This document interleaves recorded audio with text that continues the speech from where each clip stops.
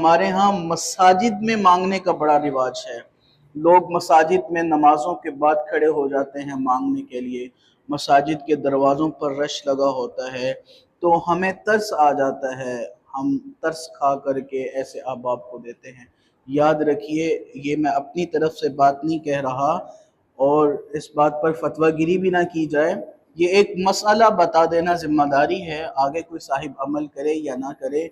मस्जिदें ये अल्लाह की इबादत के लिए हैं, ये अपनी ज़ाती तौर पर मांगने के लिए नहीं है। और एक साहिब नमाज के फौरन बाद खड़ा होता है और इतनी बुलंद आवाज़ में वो अपना सवाल पेश करता है कि नमाजियों की नमाज में खलल आ जाता है, और वो भी बेचारे सोचने पर मजबूर हो जाते हैं कि हम मस्जिद में नमाज पढ़ने आए हैं या किसी यतीम खाने में आए हैं।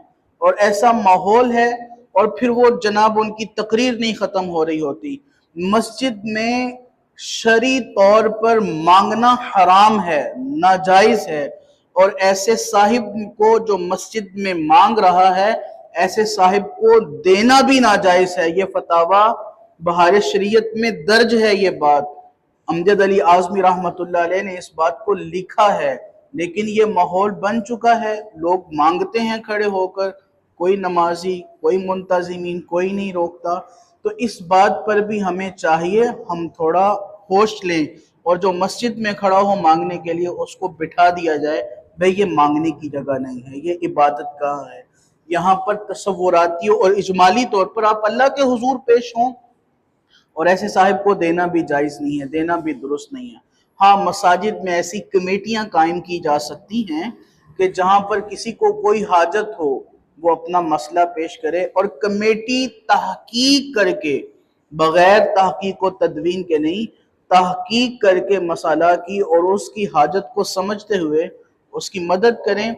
अब 2-3 दिन पहले की बात है, एक सोशल मीडिया पर वीडियो नशर की जा रही है कि 2 साहिब, एक मर्द और एक औरत, न्यूज़ एंकर्स हैं, और उन्होंने इस बात की तज्ज़िया कारी की।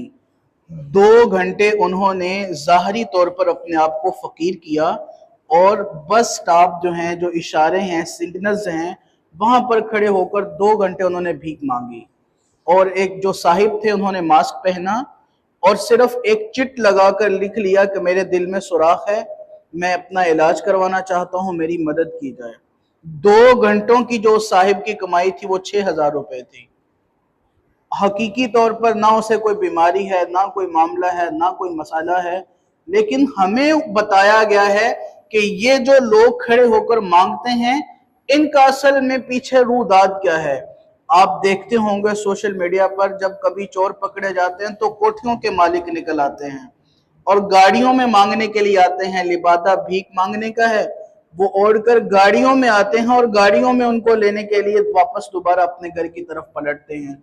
तो ये निज़ाम और तूफान बदतमीजी बपा हो चुका है। ऐसे फकीरों को मांगना शरअन उनको जायज़ नहीं है, और ऐसे मांगने वालों को देना भी जायज़ नहीं है।